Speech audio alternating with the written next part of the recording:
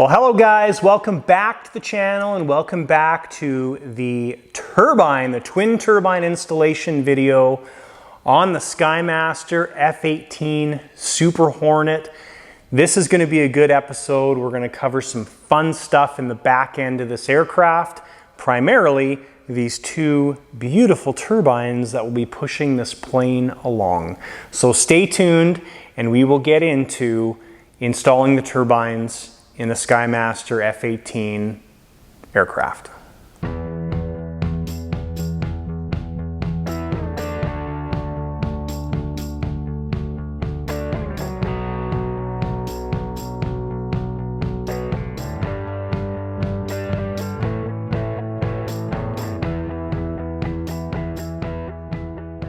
All right, so as we talked about in the very first video, we are installing Swewin 170 engines in this aircraft. The F-18 that I last completed, that's flown locally here, it has 190s. Now the 190s are awesome engines in that plane, but we are also at a fairly tall elevation here, 3,400-ish feet. So we do lose quite a bit of thrust on our turbine engines. That's why the 190s were great for that aircraft. Now this aircraft's going to be flown very close to sea level, so these 170s are going to be ballistic, but it's going to just basically give it the thrust to do fun things that the F-18 can do. So yes, this is a bigger engine than the manufacturer recommends.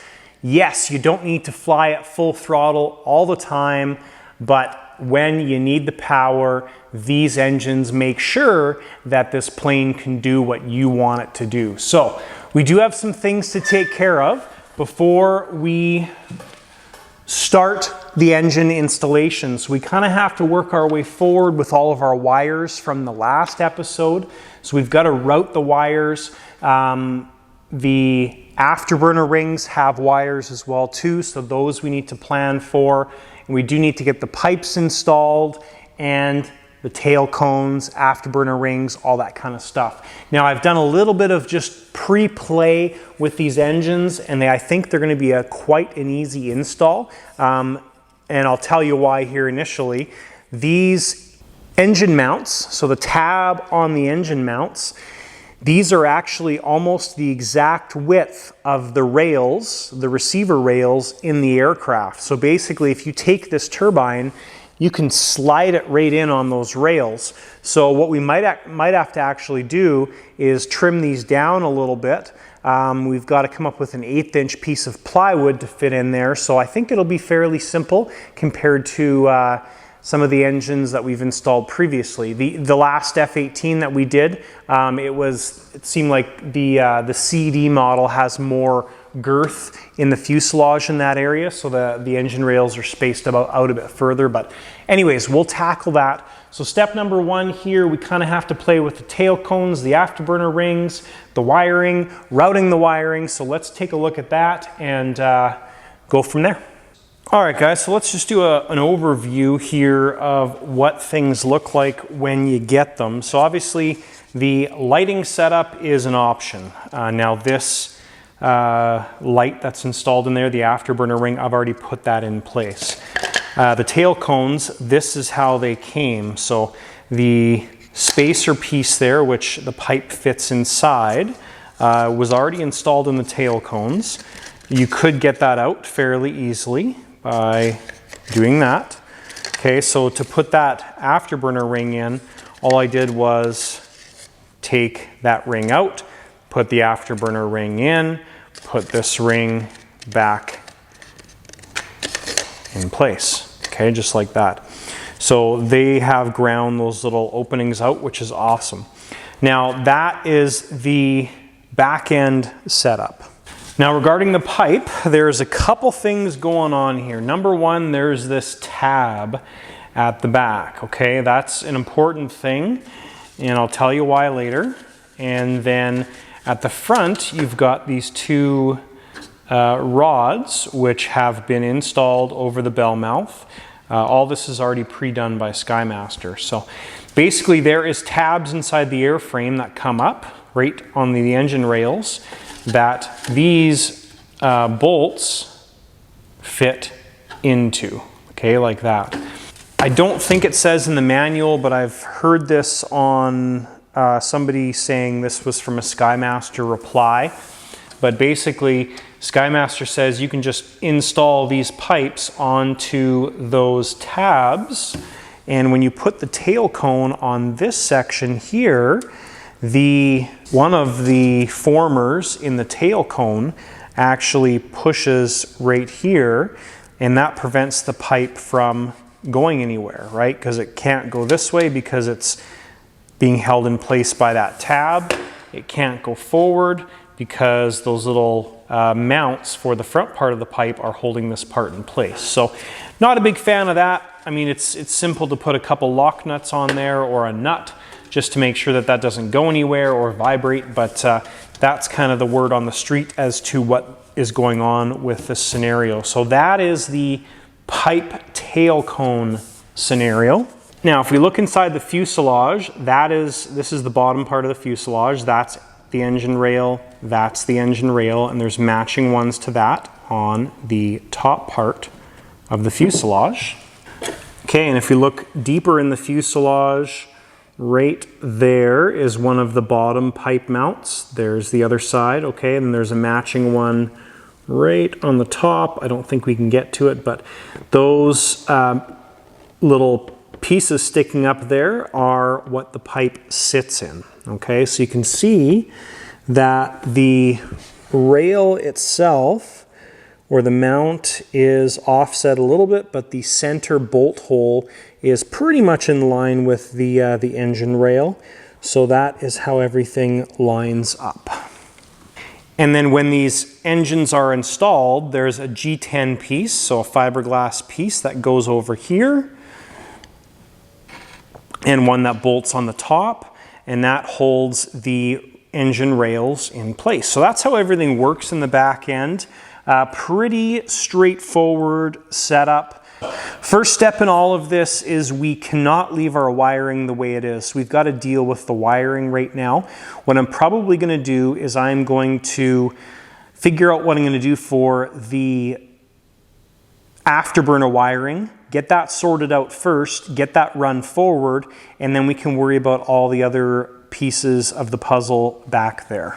All right, so because we have to run all of our wiring forward, what I've done here is I did these holes before when I mounted the vertical stabs on the aircraft. So what I did was I just finished these off. So one of these vertical stabs, we've got two connectors because there's two lights.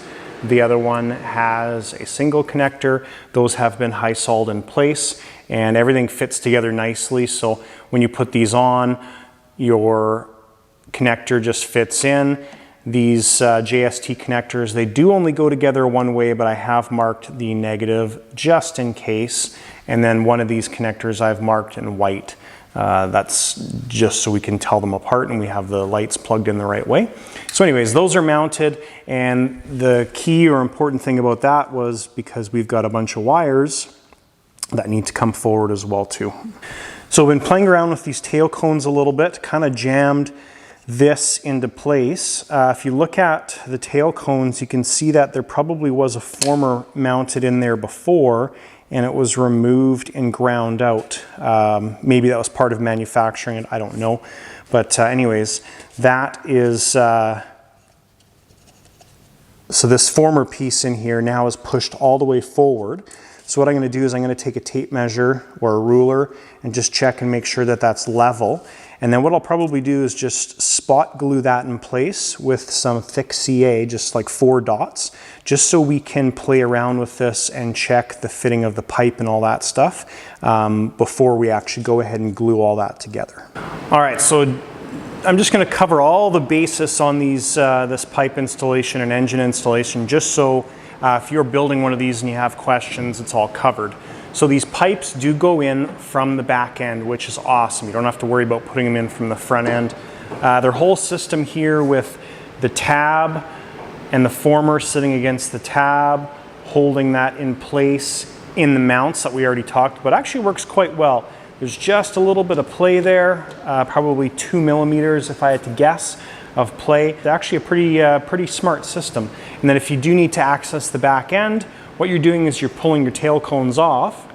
You can slide the pipe out.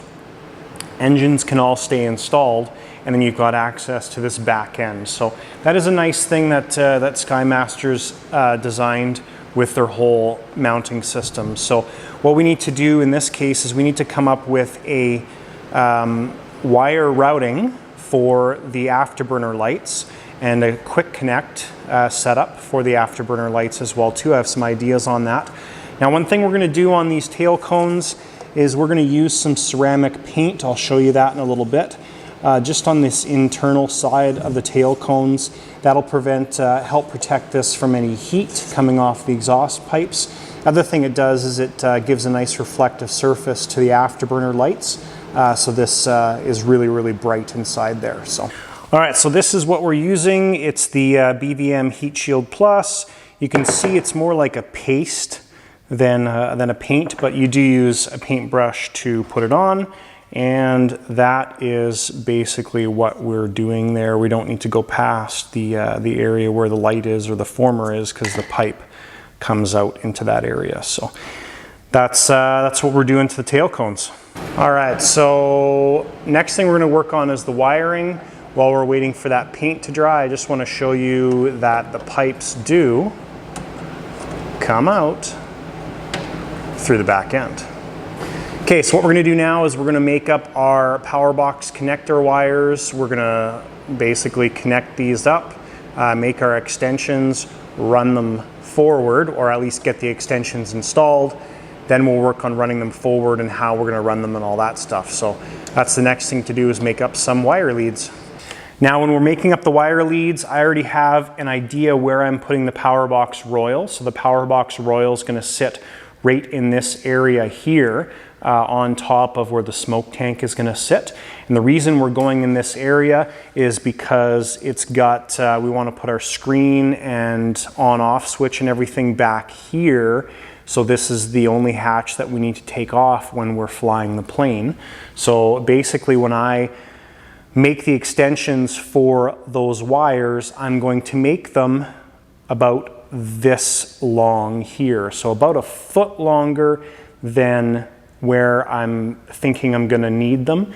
The reason for that is then we've got some extra wiring to do any just in cases with.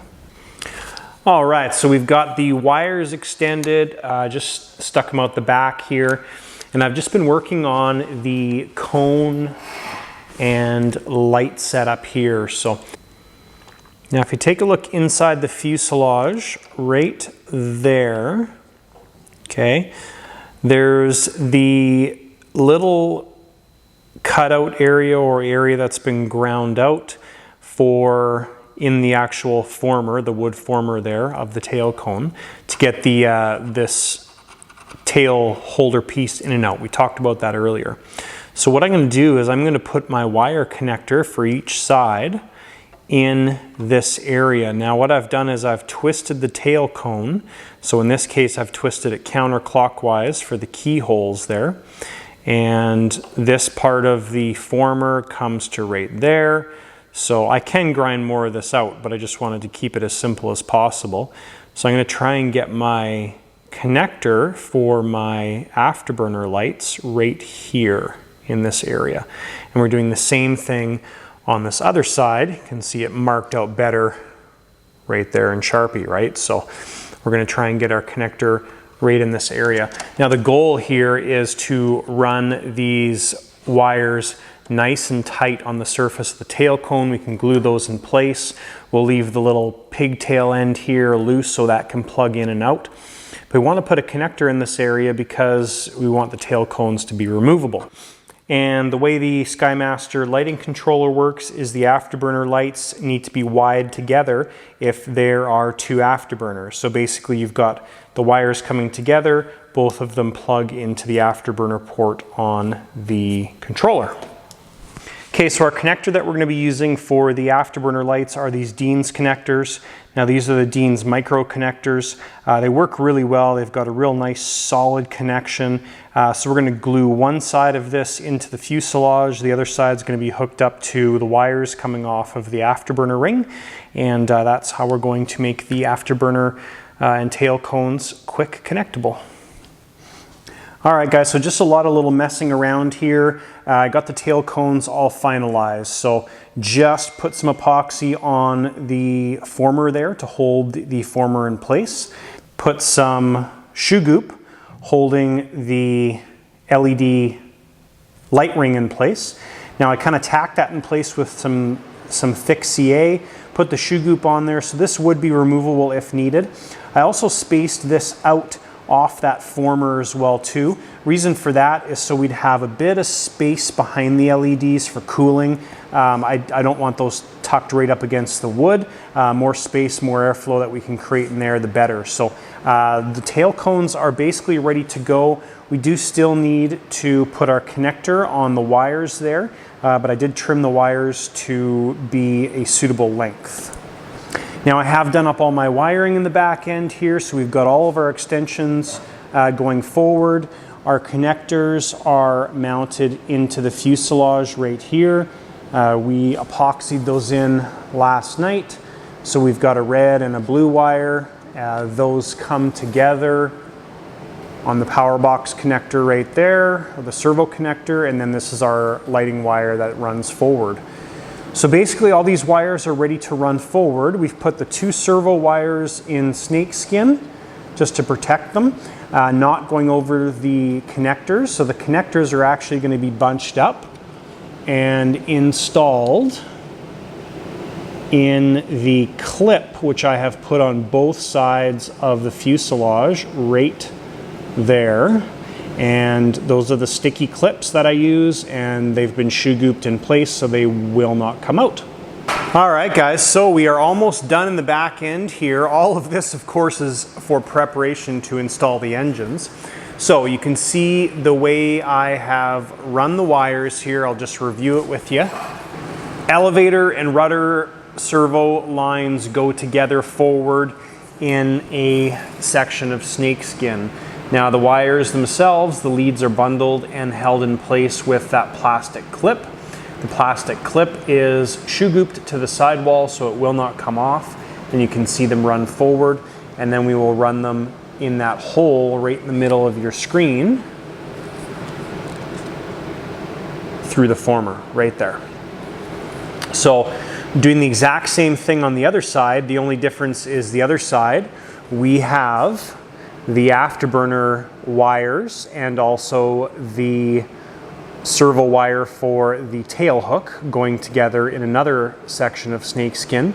And then I've added a little bit of the plastic spiral banding right there around that afterburner wiring as it goes over the former work. So very, very clean, nothing's kind of dangling or out in the open back here. Still got to deal with the wires further forward. And then these are all the wires that are coming further forward. So these vertical stab lights, I'm just going to run those down and then go forward with them. As they're not a critical surface, we're not going to do any major protecting of them or anything like that. We're just going to make sure their wire is run nicely. So that's kind of what we're looking at this point. Very, very close to getting those engines installed. Last step here is going to be wiring up the tail cones, and then that means we'll be able to install the pipes, install the tail cones, and then put the engines in. All right, so we are now ready to install those pipes. All of our wiring has been cleaned up, so our lighting wiring comes down that former, comes through. It's been wrapped in the plastic spiral wrap. You can see coming through the wood formers there. We come through a plastic clip, through the formers, through another plastic clip, and there we are. So everything's clear of the tanks that goes in place. These wires will now go up through this location here and then come out the front. So All of our wiring in the back end of this aircraft is now complete, which is awesome. So next thing we're going to do is we're going to pop those pipes in. We are going to pop the tail cones on and see how we're doing for spacing on engines. All right, so pipes and cones have been installed. Time to get rocking on the turbines. So if we take one of these turbines and put it in between the rails here, we are going to be hard to see because lighting, but we're just a little bit big on the turbines so they don't slide into those rails. So first step with these SWE-wind turbines is we're going to sand off 1 millimeter roughly on each side, and then the turbine will slide into place in the airframe. And then just a side note here, there are no rails that come with the kit. So an 1/8 inch piece of ply fits in here beautifully.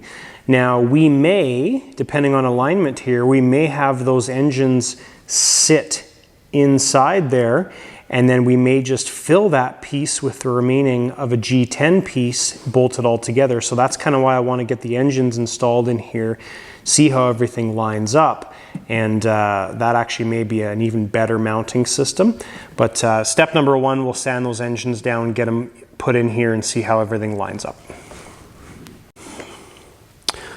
Okay, so the engine fits perfect. I'll show you that in a second here, but just measured all of the rail openings. So from this face to our little stopper, that's right there. You can see it in the rail, okay? That distance is different on all of them. So the one that's closest to us is the original one. The one that's furthest is the sanded one. So didn't have to take very much off, but I'll show you guys sliding this engine in. So it fits very nice in there. Okay, so obviously we've got some side-to-side play because our engine mounts are not the right thickness, but when we look from the back, alignment is dang near perfect. So that worked out really good. The thing that we're dealing with right now is the exhaust cone of the turbine distance to the pipe is too big. So we're about 35 to 40 millimeters in distance. Now we do have a little bit of adjustment with the banding here on the SWE-wind engines, not much. So I've moved on that other engine I just put in, I've moved the engine mount all the way forward so the engine's back. So what we need to do to deal with that is those little stoppers that are in there, we need to sand those down the distance that we need to come more rearward with the engines. So what I'm going to do is I'm going to use this Dremel bit.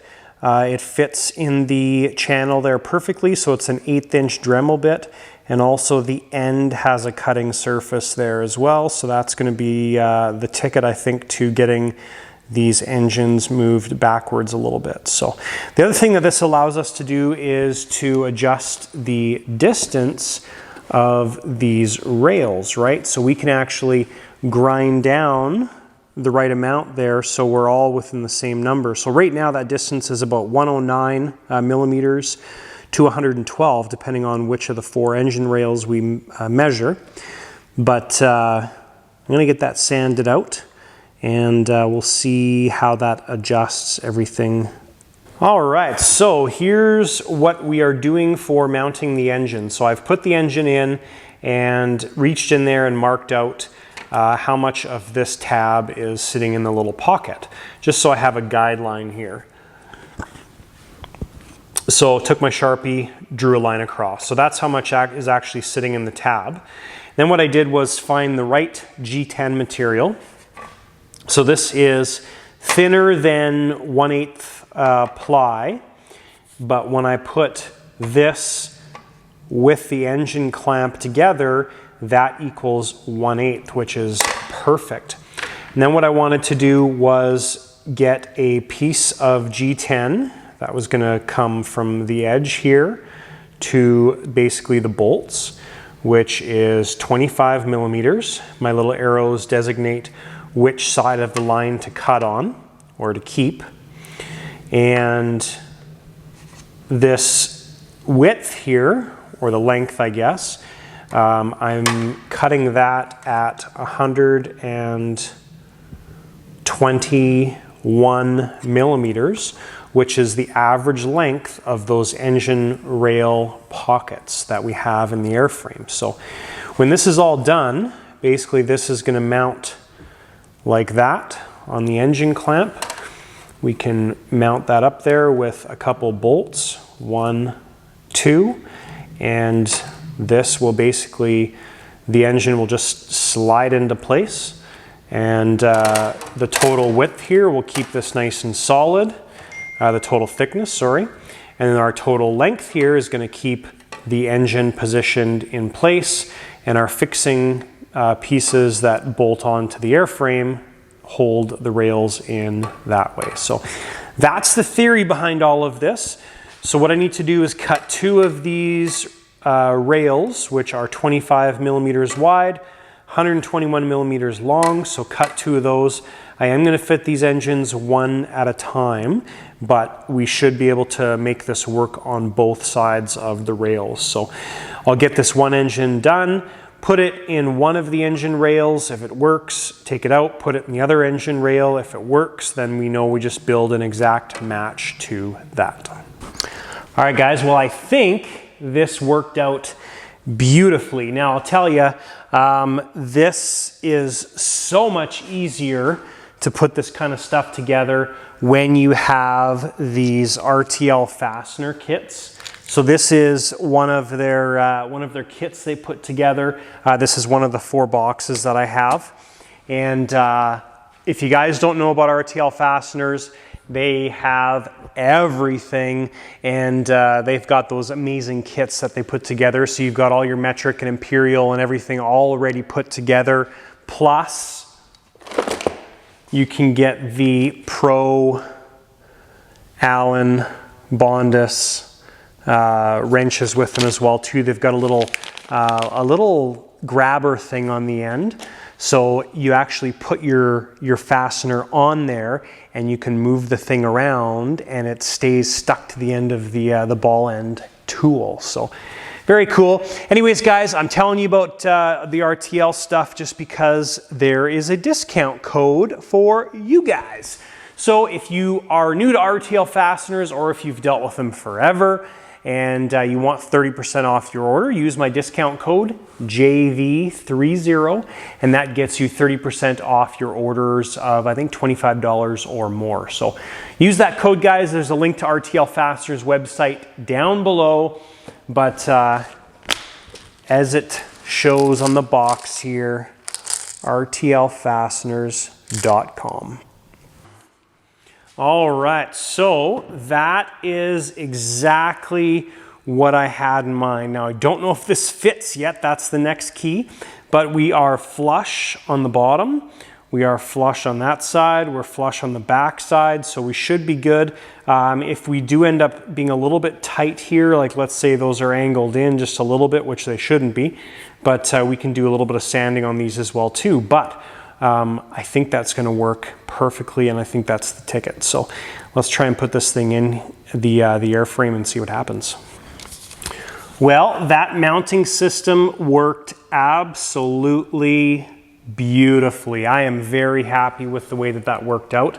Now, we'd be good leaving everything the way it is, but we do have a little bit of side-to-side play. So if you watch the bottom rail there, and that's because where we've got the engine mounting plate plus the G10 material, that takes up the space, but for about maybe just over half, so 2/3 of this rail, there's nothing in there, right? So what we're going to do there, I've already taken an extra one of these engine rails and put it in there, but basically if you slide that in, so this will just take place of the metal piece that is holding the turbine in place for the rest of the engine rail. And now when I move that side to side, there's zero movement, right? Because it's taking up all the space. So that's something that we can add on once these turbines are installed like this one, and then it'll be just a perfect fit. But these are nice and snug. They are level with the face here as well too, which works out good. So that is a great solution to mounting these engines, better than wood. And gonna do the other engine here, and we'll get these things finalized in the airframe. All right, so great time in the video to thank you guys that have donated to the Shop Build Fund. Thank you so much for those donations. They go a long way, trust me, whether they're big or small. I do appreciate all of the donations. So thank you guys so much for that. All your names are right here on the screen, so thank you. All right guys, engines have been mounted. So we still have to put those pieces, those filler pieces in.